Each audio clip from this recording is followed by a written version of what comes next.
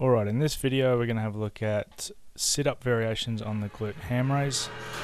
So our first variation here is just a very simple sit-up. Notice how the legs are mostly straight, the foot carriage has got the rollers at a height which are roughly in line with the hips,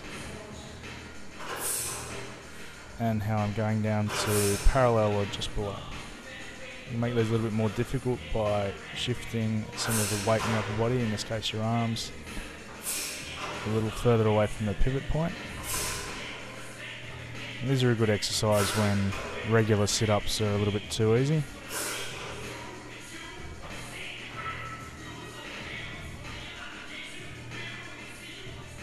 Okay, next variation here is adding load.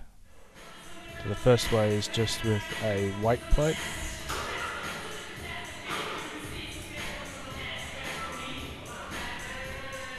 And in general, I would use glute ham sit-ups as a low rep strength activity rather than a very high rep muscular endurance activity.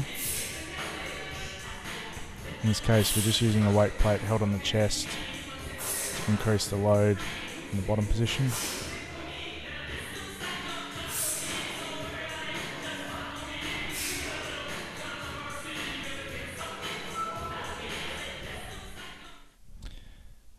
Now moving on to using an Olympic weightlifting bar, and even though this bar is exactly the same weight as the plate in the previous part of the video, because we can hold the bar closer to our head, what we're doing here is we're moving the weight, the centre of gravity of the weight, further away from the pivot point, which is around our hips and our glutes, so it becomes significantly harder to use the same weight. And then if we want to make the exercise even more challenging, we can take the bar overhead, and then as we descend into the sit-up, move basically into like a bench press position. So this is going to work your shoulders and it's going to work your abs to a very high degree.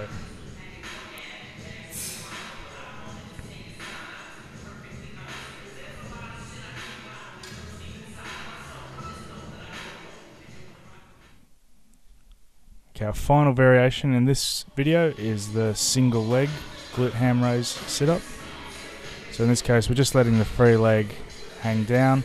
You may need to use that free leg just to stop yourself from sliding off to one side.